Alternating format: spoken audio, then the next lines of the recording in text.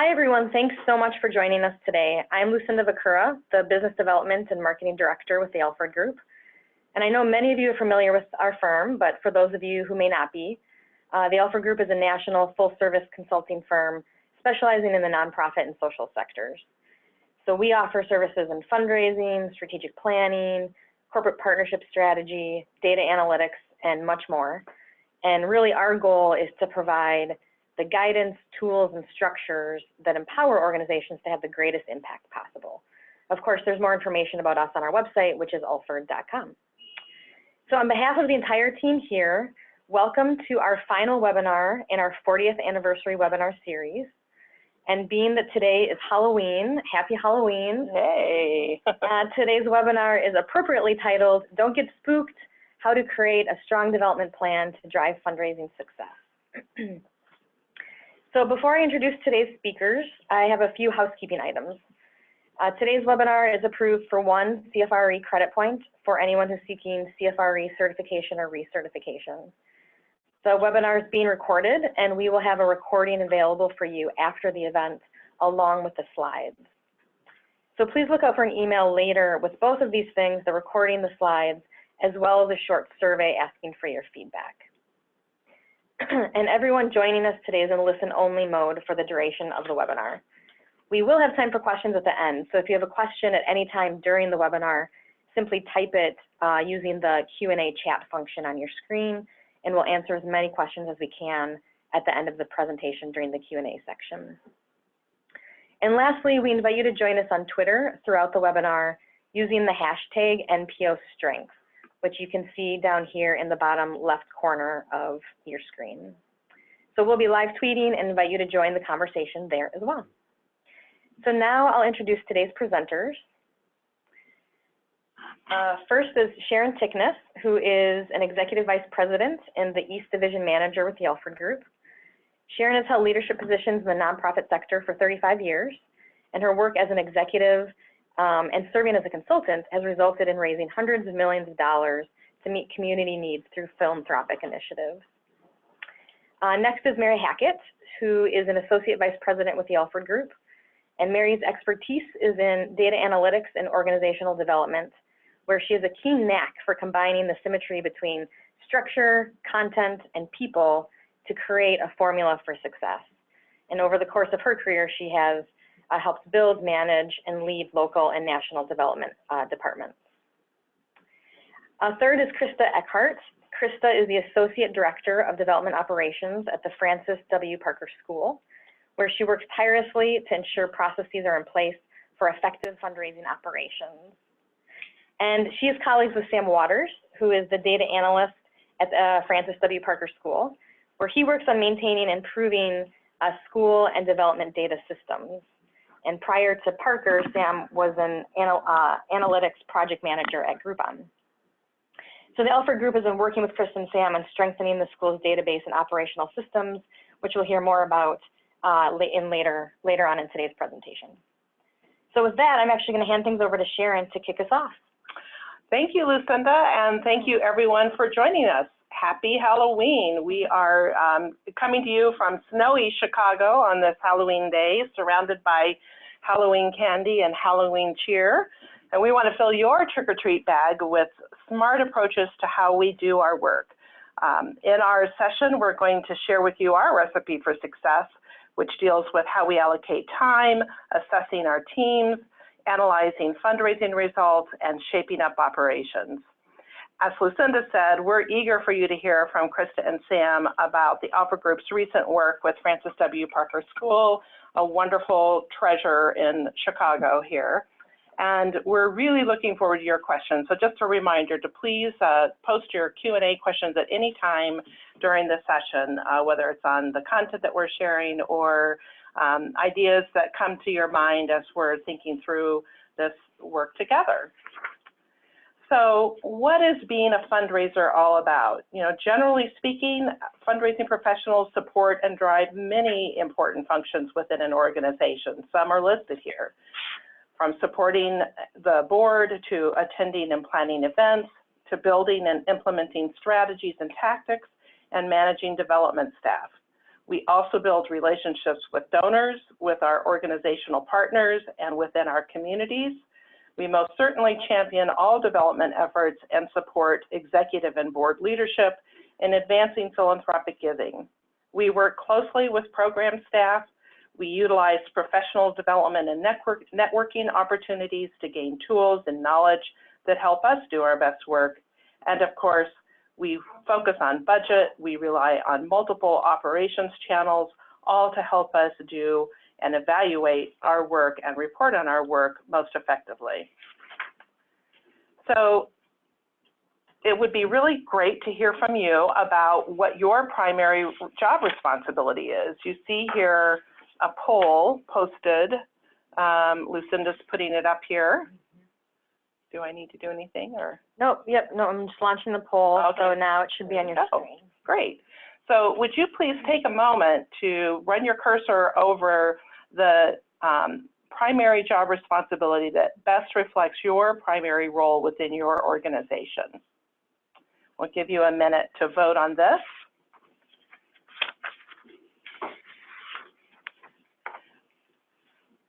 Yeah, so I can see the votes coming in, so we'll give just a couple more seconds. People are still voting. About 70% of the people on the line have voted.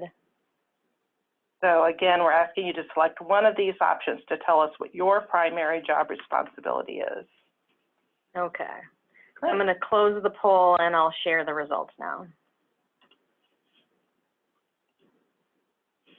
Okay, well, not surprisingly, a lot of us are all the above. But after that, working on donor cultivation and events, annual giving, and major gift fundraising are the next highest areas solicited. Well, that helps to give us some great perspective.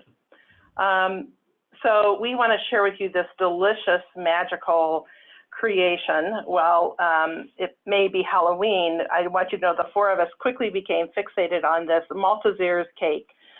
This is Britain's fabulously famous Malteser chocolate malt ball candy, similar to our Whoppers. The recipe calls for 465 grams of Maltesers, which calculates to about 400 Maltesers on this cake. So you may think it's kind of silly that we're counting how many balls on a cake, but truly, we're very interested in this because everything we do to raise every single dollar is like a Malteser.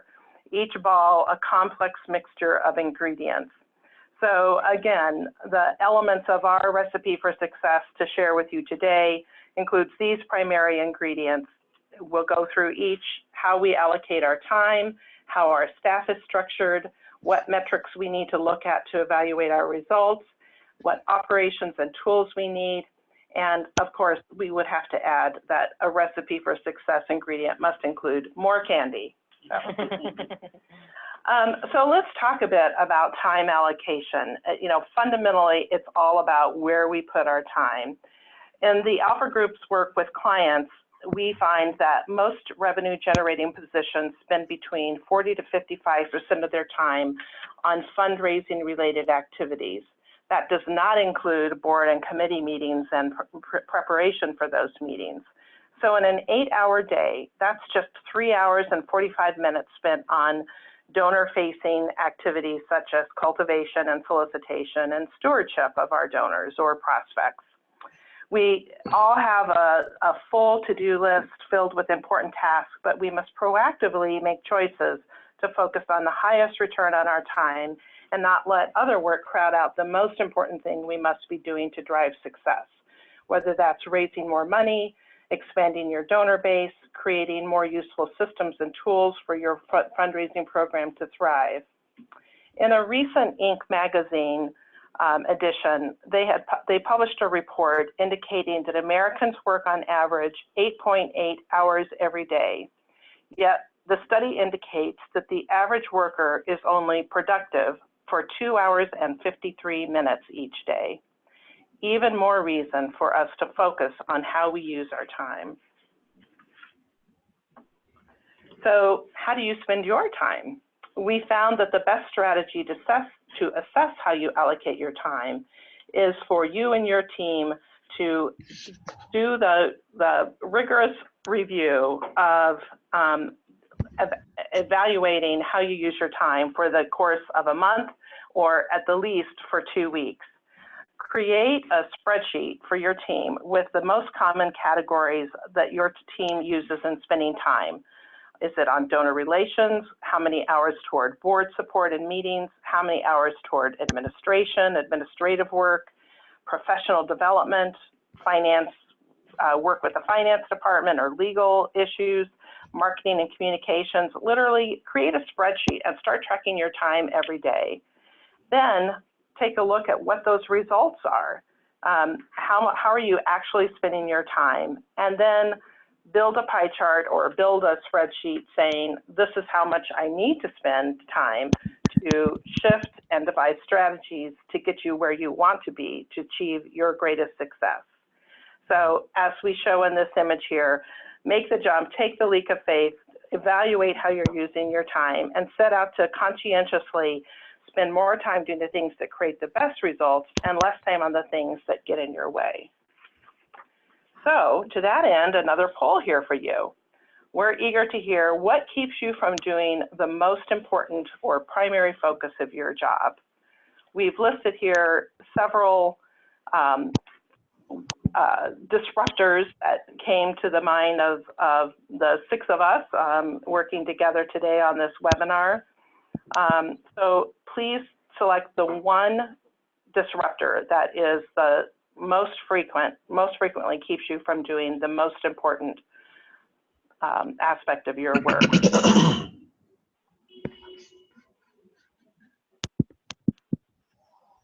Right, about half of the folks in the line have voted, so I'm going to keep it open for just a couple more seconds to give everybody a chance to vote. I'm sure there are lots of other things that might be added to this list, but these are some of the big ones. So just a second or two more. Okay, I'm going to end the polling and I'm going to share the results.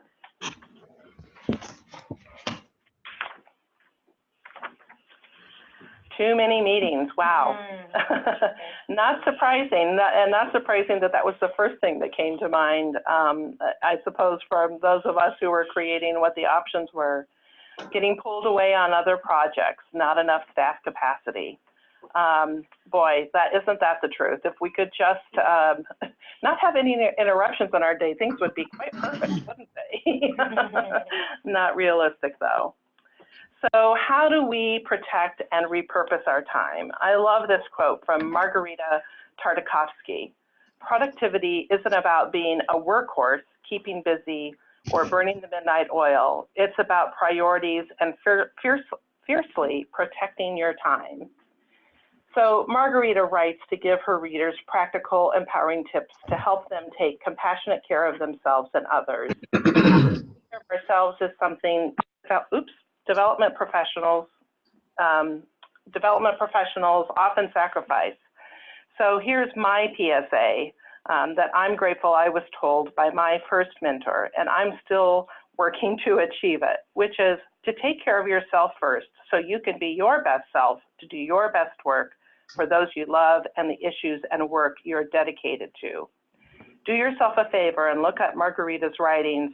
And another great resource is to Google just about any writing on radical self-care. We all need to commit to taking care of ourselves and making sure that we're able to be our best selves. So as we think about repurposing our time, we've noted some tips here for how to strike the right balance, how to avoid the disruptions in your life, how to spend less time on administration and more time on raising dollars. So, don't let meetings run over the allocated time, and actually think about, can you put a pin in how much time you're spending in meetings? Can you reassess that an hour-long meeting could be done in 30 minutes? Can you have a huddle instead of bringing people together for an hour? How can you manage the time that you're working with your team to ensure that you're focused on the right things? Let everyone know when you start a meeting that you have a hard stop at the end of the appointed time and stick to it. It's a sign of respect, if nothing else, to keep meetings within the allotted time. And be sure that you're focused on the agreed upon agenda items. If there are issues that come up that need to be addressed, say, okay, we'll take that to another time when we'll come back to that. Assess which meetings you and your staff attend. You know, look at the agenda and see if it really is focused on a topic that your team needs to be a part of the dialogue. If it's not going to advance your fundraising efforts, then you might just skip it or ask to see the minutes or the notes following the meeting. Now, be sure to look at what the meeting is about, and if there is, you can attend a part of the meeting and not the entire meeting, because it's going to be addressing something related to your work, your team, your fundraising efforts. Then just opt in for the last 30 minutes of an hour-long meeting or whatever the case may be. Don't hesitate to close your door, or if you don't have a door, have a flag that you can send up the pole with a reminder to people that when you're focused on something, you know, interruptions aren't going to help you achieve your goal. So, you know, put a funny sticky note on your door. You know, I'm raising money, I'm calling our major donors. You know, anything that will help to alert social butterflies and others not to disrupt you or not to disturb you unless it's really important. And then finally, think about how you can automate all board and committee reports. Oftentimes, we find that clients spend 4 to 6 hours each month preparing 1 or 2 reports for board and development committee meetings. They do this manually each month often, and we really encourage you to invest the time in automating this process. If your donor database can't produce the reports, export the data into an Excel template with formulas that automatically calculate your totals. Make sure your system and tools work for you. So our first ingredient was time allocation, and our second is staffing structure. We all know the importance of a solid team and know the power of working together to achieve common goals.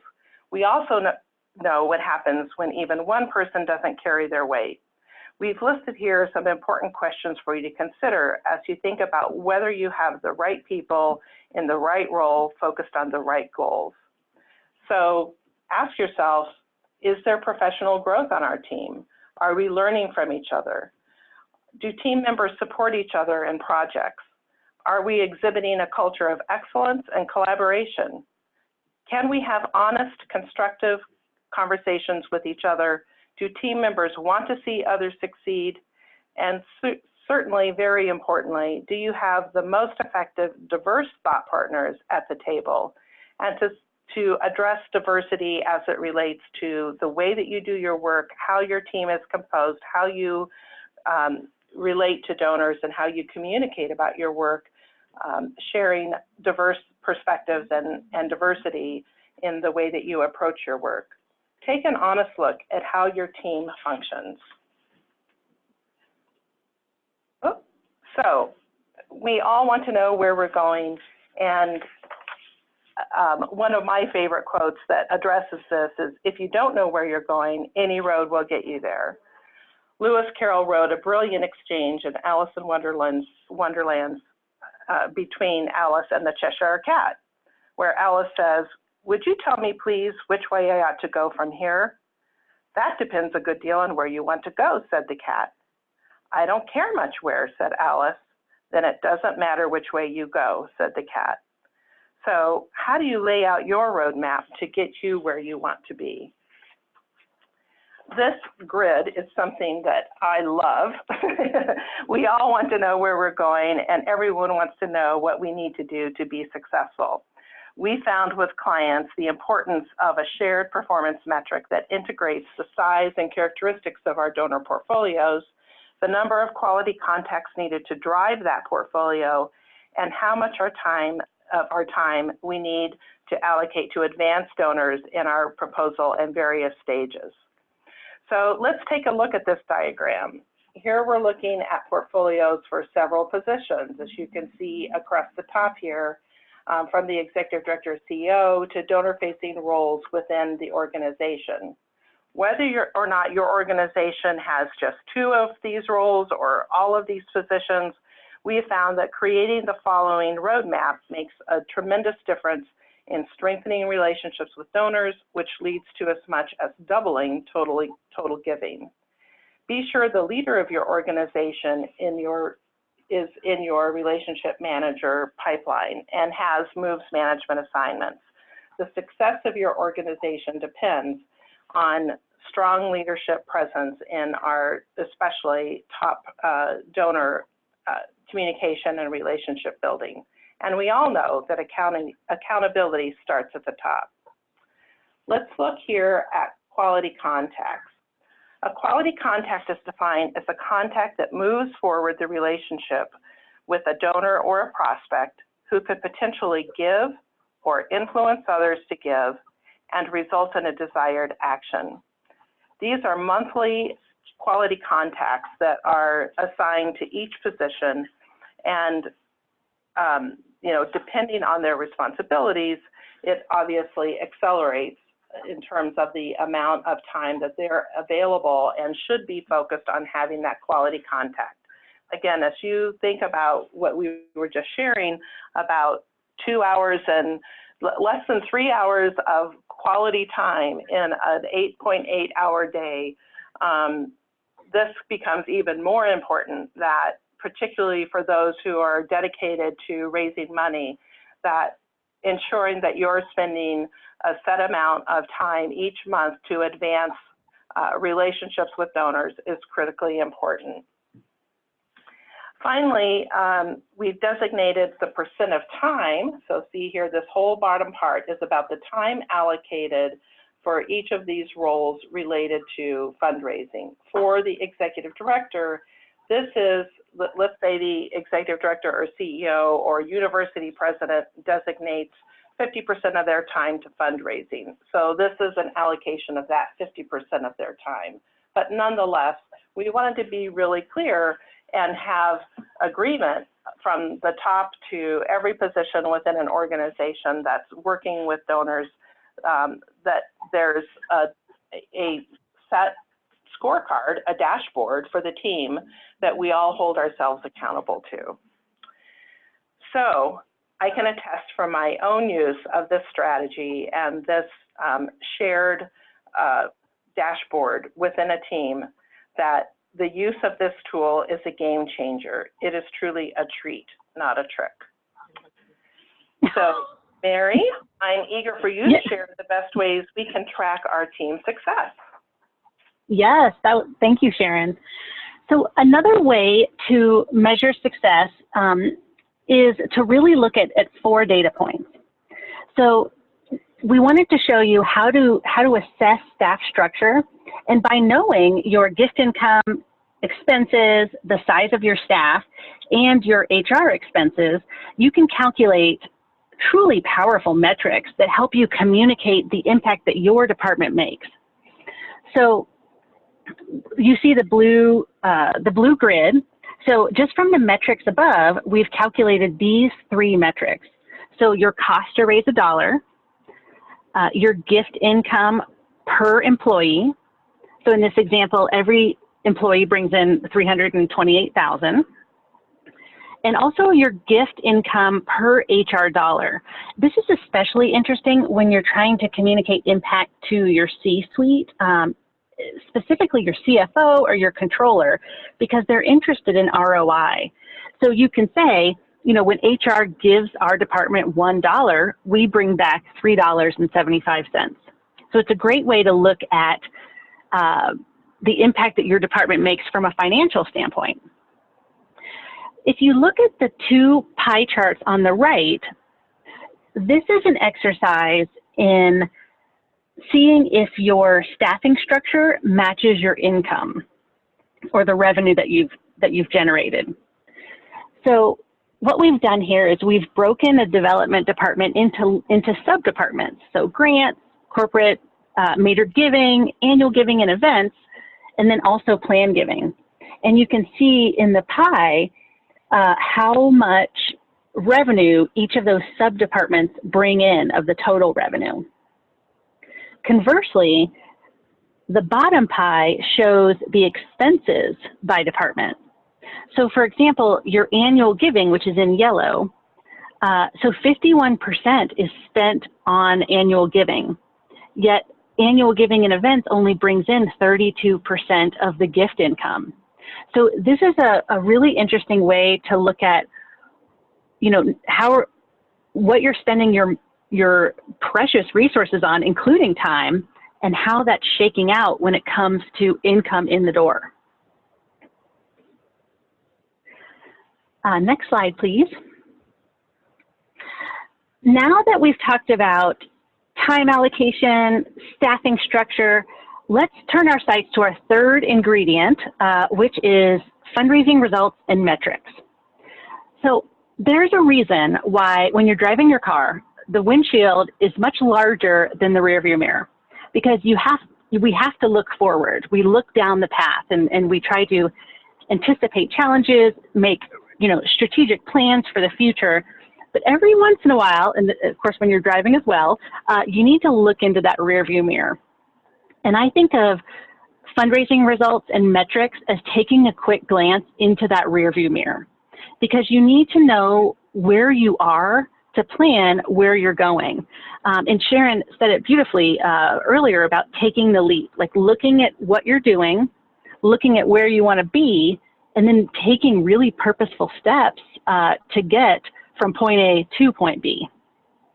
So what we'd like to do is take you through a couple measurements that we think are important to monitor. We could teach a whole class on fundraising metrics and results, but we'll just go through just a handful today to get your creative juices flowing about what metrics are important to look at. So first, we like to look at donor distribution.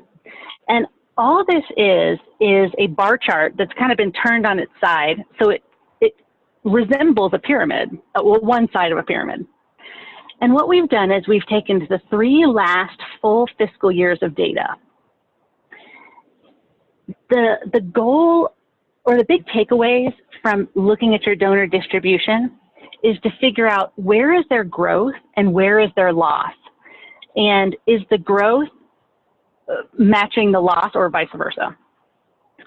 So for example, if you look at the 10,000 and above tier, yeah, thank you. So in FY16, in this example, there were 27 donors that gifted 341,000. And you can see there was a big uptick from 16 to 17, where they had 35 donors give 472,000. And then it dipped down, it kind of settled out in FY18. So by charting out your donor distribution going back 3 years, it's really helpful to see where there's growth. So when I look at this data and interpret this data, I see tremendous work at the 2,500 level and the 5,000 level. There's growth every year. People look like it's moving up the pyramid, and that's really what you want to look at in a bar chart like this. And of course, the 49 and below, that's great pipeline work. I mean, you've increased in 3 fiscal years, you've increased the number of donors by 20%, which is huge. So this allows you to visually look at how donors are engaging and at what levels they are. Our next slide is retention, acquisition, and recovery. And we love these metrics because every donor fits very nicely into one of these 3 buckets. So if you look at donors in the last fiscal year, every single person is either going to be new, the first time they've ever made a gift to your organization, they're going to be retained from the previous year, or they're going to be recovered, so long lapsed and have come back to give to you. And we look at retained donors as donors that give from one fiscal year to the next fiscal year. So I know there's been a lot of chatter recently in publications and things where retention is being stretched out to, like, if someone gives within 24 months. We actually like to look at it a year-over-year retention rate. So if you look at the pie chart on the right, this shows a retention rate of 52%. which is pretty good. So retention, as you all probably know, is a systemic challenge in our sector. The national average depending on the source, teeters between 41 and 45%, which is not great. So retention is a critical element at all donor levels. But I would urge you to chart out a pie just like this. So you can see your percentage of retained, your percentage of first-time donors, and the percentage of donors that are coming back to give to you.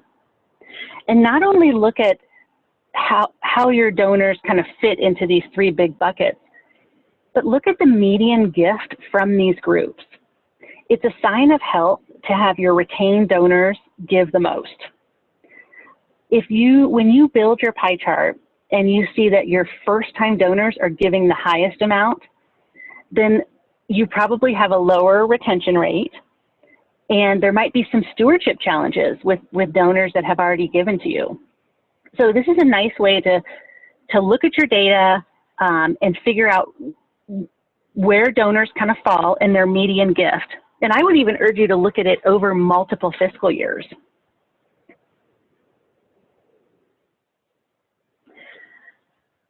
So this is my favorite ingredient. I'm a little biased because I'm kind of an operations person, but we've talked about fiercely protecting your time, getting the right people and the right structure for your staff, looking at fundraising metrics, and then our final ingredient for your beautiful cake is operations and tools. This is the bedrock of any development program. Your operations, they really affect everything. They affect even the donor experience. So in the second poll that we took, I think the second or third disruptor was not having enough staff capacity. So I know that many of you out there have lots of hats, probably a closet full of hats. So I would highly recommend getting your systems put in place so they can work for you, so they can support you. And in fact, the operations can affect every ingredient that we've talked about today. They can be a time suck. They can tank your productivity if you're spending, 3 hours on something that, pulling a mailing list that you thought would take you 20 minutes. It affects your staff. It affects the structure and frankly, the morale. If you're living in, whether it's a dirty database or you don't have policy or procedure in place, this is really hard for staff. And then thirdly, it hinders our ability to even pull metrics. So spending time on writing policies and procedures, writing standards for your shop, this is, putting a flag in the ground and saying, this is how we're going to handle certain situations. Getting your database up to snuff and other things is one of the best ways to spend your time, because in the long run, it will save you quite a bit of time. So we'd like to ask you one final question today, and that is, what is your biggest pain point when it comes to operations? Is it that your database isn't working for you? Is it that it's a Herculean effort to get your donor acknowledgements out the door? Is it, lack of knowing exactly how to handle different situations? It could be reconciliation or, working with your finance department, or even finally getting the team to adopt operational policies and procedures that you've built. So we're very interested to see what is the biggest pain point for you? Yep, and I'll leave it open for just a couple more seconds. People are still voting. About half of the folks on the line have voted. Okay, no, it's great. Cast your votes, and I'll be closing the poll in just a second. Okay, I'm going to close the poll and share the results. Okay. Oh, yes, the dirty database. We had a high, yeah, we thought this might be the case. But the good news, I mean, I know we spend a lot of time looking at our problem areas, but let's also celebrate our successes. No one's having problems generating acknowledgement letters, so that's a win. Yes, it is. And it looks like you're using the system, which is good. Yes, it's huge. It's huge. So the dirty database. So your database is one of the best tools in your fundraising toolkit. Databases today are very nimble and robust. They have tools built into the system to help you clean it up. So we can definitely talk more about that in the future, but it is good to know that this is the biggest pain point for your operations. So operations, essentially, next slide, please. To make your operations better, it's really about making purposeful and proactive decisions. So really thinking about what are your pain points every day and being solution oriented. So I'm just going to start at the top left quadrant here. We did a couple examples. So the example is if you want to send your acknowledgements out within 72 hours of receiving a gift. So if you know that that's what you want to do, then spend some time like writing your letters, baking them into your database. Most databases have really great functionality for populating acknowledgement letters in like 5 or 7 clicks. And really looking at how, almost like a gift comes in the door and you kind of hold its hand and you walk it through the system. Like how long does it take to get the gift into your database? How long does it take to have, to get that printed and then mailed? So really look at every single step and see where you can tighten things up. The next example is, people are using our database in different, sometimes conflicting ways. We need to decide how to use certain fields or modules. And in that case, this is all about database standards, saying this is who gets a constituent record in our database. This is how we're going to record gifts. This is our gift architecture with campaigns, funds, appeals, solicitations, and channels.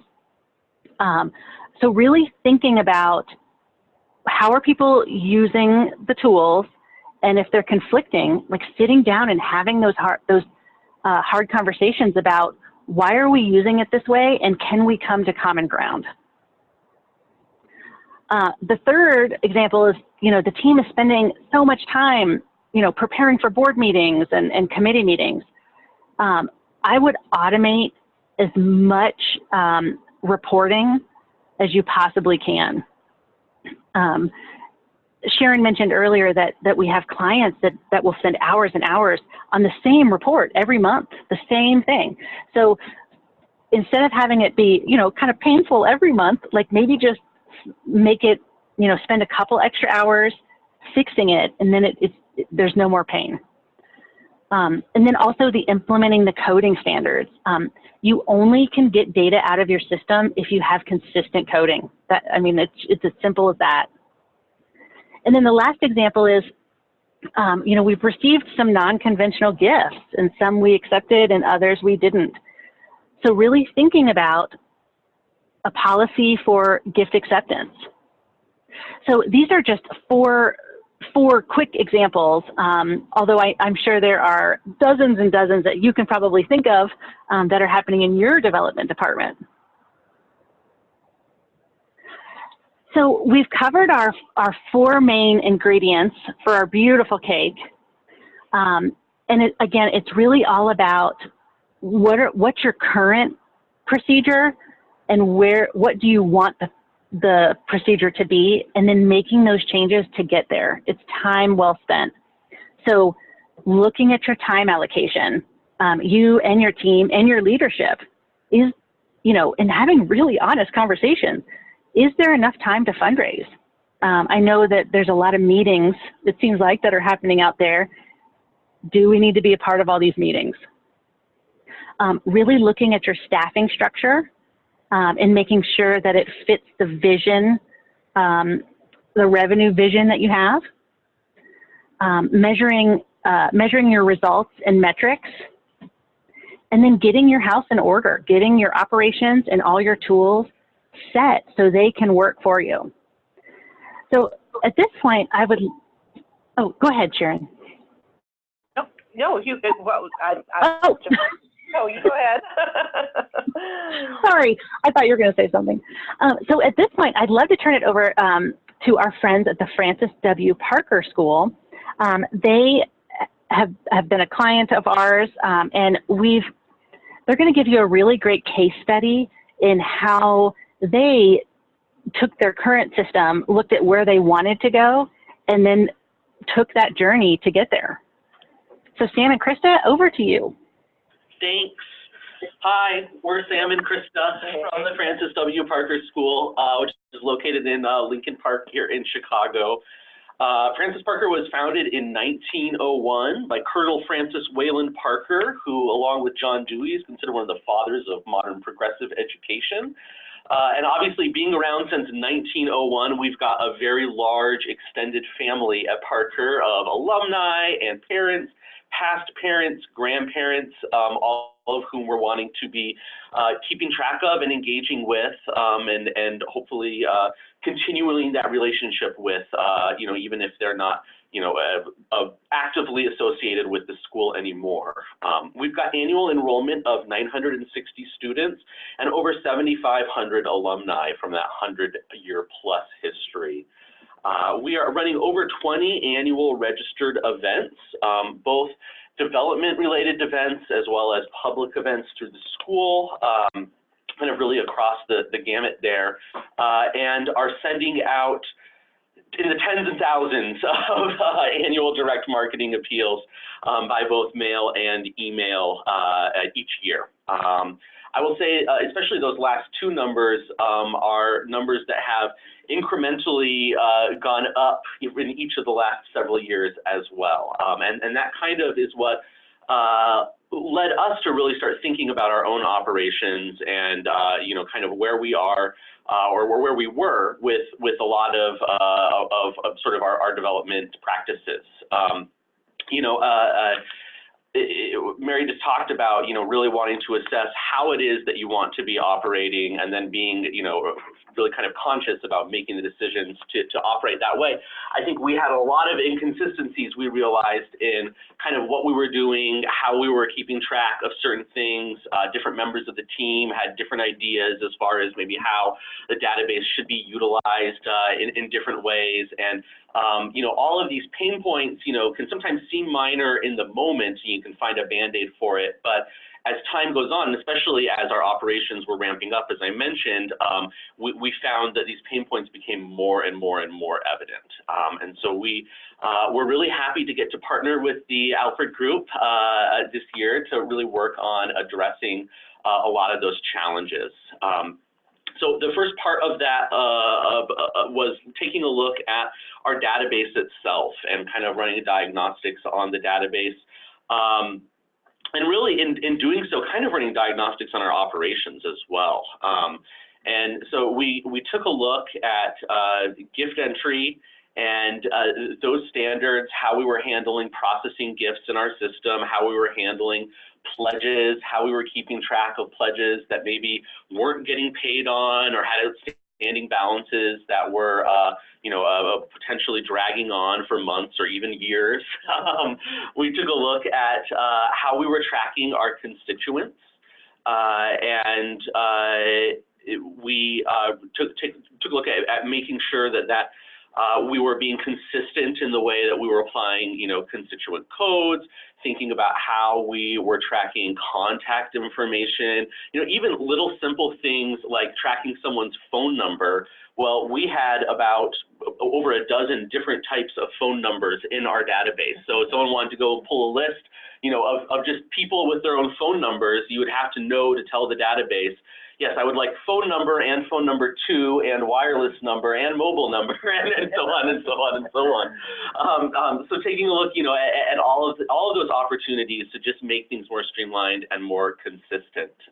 We also looked at the overall database utilization, just making sure that we were actually utilizing all of the modules that we are paying for. At Parker, we're using the Razor's Edge database, which is a tool that Blackbaud makes, and we wanted to make sure that we were in a position to be actually utilizing all of those different modules, all of those different tools, and ensuring that we were using each of those modules for the right reasons. Making sure that we're not storing one piece of information in a location that maybe would be best stored somewhere else. And then kind of just took a look at the health of the database from, a high in the sky view, just sort of taking with the lens of thinking about how it impacts our ongoing operations. And so from all those diagnostics and being able to really kind of see how it is that our own operations are working in conjunction with our database, we were able to put together a cleanup plan, and I'm going to pass it off to Krista to talk about that. Yeah, so we used all of those diagnostics and a huge list of issues, database issues, kindly compiled by our team. They came with big lists. And then created a sort of plan for cleaning up the database. Worked with Mary and the Alfred team on sort of a strategy over a period of about 8 weeks. And we really looked at everything. We went through every single table in our database and decided whether it was something we were still using or not, if there were fields we could eliminate or not, cleaned up every single one of them. We ran an NCOA address finder, standardized all of our addresses, salutations.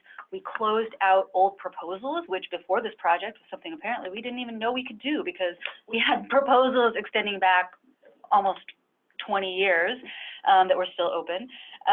We sunsetted old appeals, funds, campaigns, cleaned up all of our constituency codes, our relationships, and we had, it definitely took some doing and we involved our whole team, but one of the things that we really realized through just that process was that even the smallest cleanups could have a really big impact on our operations. Just cleaning up those tables resulted in much faster gift processing because we weren't having to go through all of these extensive drop-down menus. Just the stuff we needed was there. We had a colleague who, through this process we found, was spending hours manually editing mailing lists because the addresses, salutations, and street addresses weren't standardized or formatted properly. So just running NCOA and standardizing those fields has saved her hours every week that she can now be using for writing actual proposals. We also created a sort of database Bible that had all the standards for our database. So we thought through how we wanted to use each field and each dropdown and created standards for each so they're used consistently by everybody on our team. And whatever team exists at Parker going forward. And then we created policies and procedures, how we wanted pledges accepted, entered, collected, written off, procedures for how our gift officers could enter actions and proposals and document their interactions with donors as they move through the gift pipeline. All of that has been documented in something that we have shared widely with our team and that they helped us in the creation of.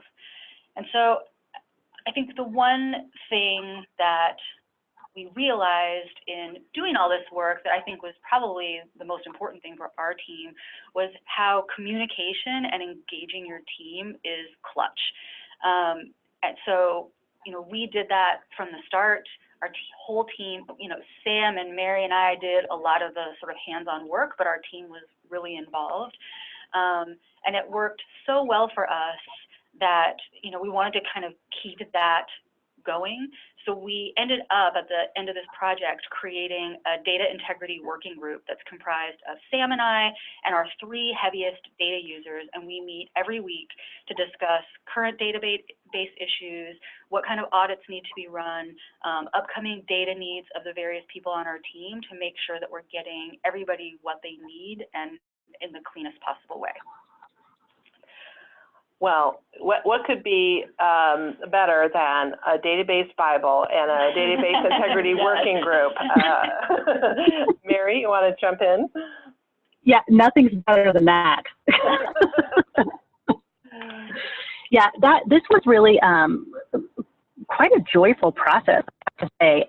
We originally started this project, the entire team sat down together. I mean, everyone from the chief advancement officer to people who worked with alumni, and we really sat down and had very candid, open conversations about how are people using the database, what policies and procedures are needed, what's getting lost in the shuffle, you know, how can we work together? And that really was the driver, was that first meeting where we could compile everyone's challenges. And so that was really the launch part. So I just echo what Krista said about engagement. When you're thinking about department-wide policies, you want to engage the department because writing something in a silo usually doesn't get adopted. So I think that the Francis Parker School has had such success because of that engagement.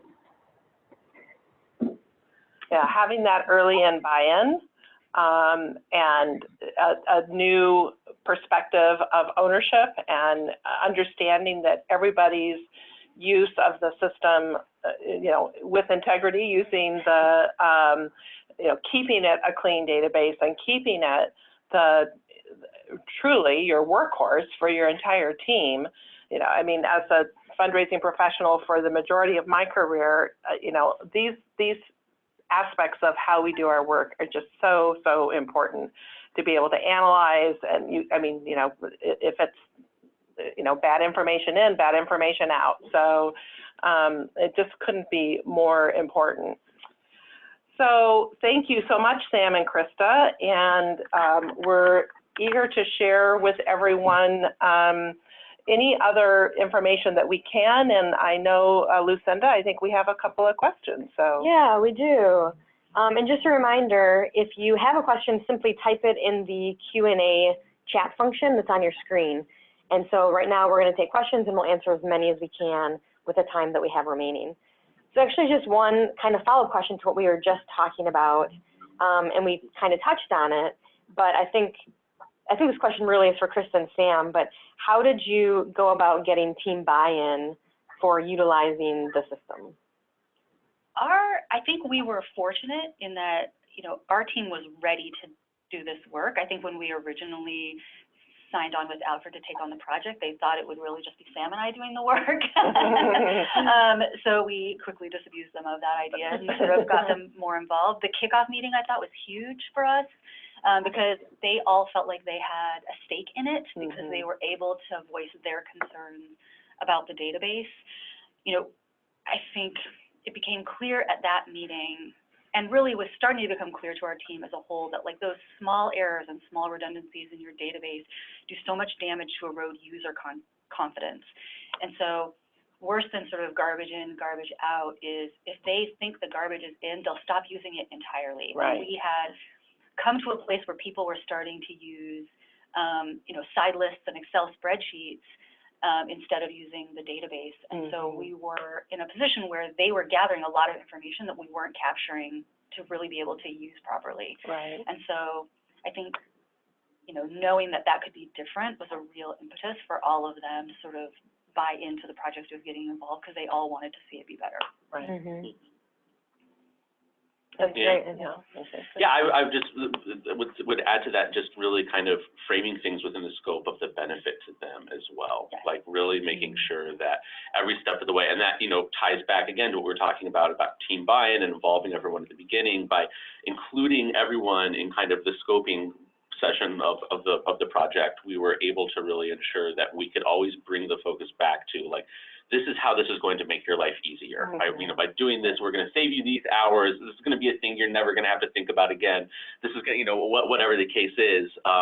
And so that, I think, helped them kind of think of it not as like, oh, this is this big kind of cumbersome project that I guess we got to do because we have a database, to like, no, this is real action that is going to make my day-to-day a lot easier. Yeah.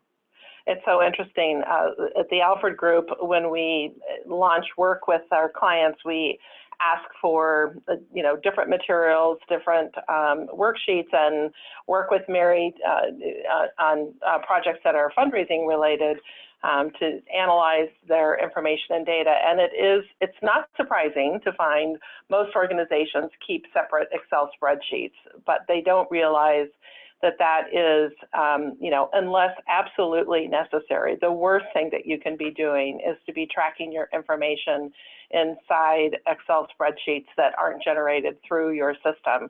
You're capturing so much information or you're holding information away from the integrity of the information that is needed for an organization to truly, you know, report, analyze, and capture important relationship information. Good. Yeah, we have a couple more questions. Great. And there's a few that are kind of in this category of teamwork and planning. So let me start with this one. Do fundraising teams usually handle their operations within their team with a dedicated fundraising operations staff, or is it common to have them outsourced to a separate operations team that's part of the organization? And does it depend on how big the team is? So Mary, why don't you respond to that? Yes. So most of the time we see that fundraising operations are handled within the fundraising team, only because it's all kept kind of in one place.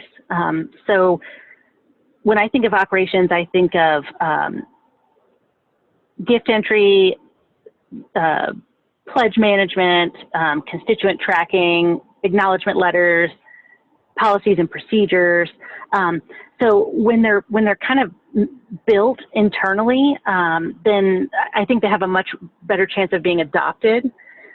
I have seen where there are shared operation like a shared team that might support, you know, 3 or 4 different development departments, maybe like within a university or a big hospital system. And even then there's some challenges with getting buy-in. So it does depend on how big your team is, but I would urge you to try to keep most of your operations within the team if you can, because, you know, it affects the donor, like your operations are woven into every element, including the donor experience. So you just kind of can keep all that in-house. That's what I would recommend. Thank you, Mary. Here's another question. Once you go through these exercises to assess where you are, do you recommend creating an annual plan or a 3 to 5 year development plan? So what the Alpha Group typically suggests is that, and in our work with Mary and doing the analytics related to what the trends are in an organization's fundraising success, is to create targets for, you know, the next year and the next 2 to 3 years. So you're identifying specific targets where you want to move the needle, not only in the total gifts raised, but where you want to improve traction from one gift level to another, or in retention, or in regaining donors. But certainly going through all these steps is all about creating a very clear plan. It's, you know, to the point of the one graph that we showed in terms of contacts and how you spend your time and moving prospects through the pipeline of cultivation, solicitation, and stewardship. Definitely create a plan that that integrates all 4 of these elements of time allocation, of tools and systems, of all the ingredients that we shared with you, including your staff structure, and identifying a dashboard for your team in terms of the metrics that you want to be evaluating day to day, week to week, month to month. Yeah, there's actually a really good follow-up question to that element, which is, how would you recommend creating a strong plan with a very small team? So do we have any tips around, you know, if you're working with a small team, how do you go about getting just as strong of a plan? Mary, do you want to lead off on that? Yeah, well, my first reaction is create a plan that a small team can accomplish. So oftentimes we are mired with so many things to do. So when you think of your plan, think about what you can accomplish and what the highest and best ROI is, whether that's revenue-based or a number of donors or getting your operations in shape. My strongest reaction is just make sure it's attainable. Right, exactly. That's a great point. Well, thank you all. We are unfortunately out of time, so if we didn't get a chance to answer your question, give us a call. We would love to hear from you. And our contact information is on this last slide that we have here. Just a reminder to keep an eye out for an email from us later today with a recording of today's presentation and the full slide deck. This email is also going to include a short survey so you can tell us how we did today. And again, thank you everyone for joining. Thank you to all of our presenters. Happy Halloween. Happy Halloween. We hope you have a great day. Yeah, happy Halloween. Yeah, happy Halloween. We hope that you're less spooked. Take care of yourself. Yes, we hope that you receive some tips and some helpful advice from today's webinar. So this concludes today's session. We are now going to disconnect. Again, happy Halloween. Have a really great day. Thanks, everyone. Bye, everyone.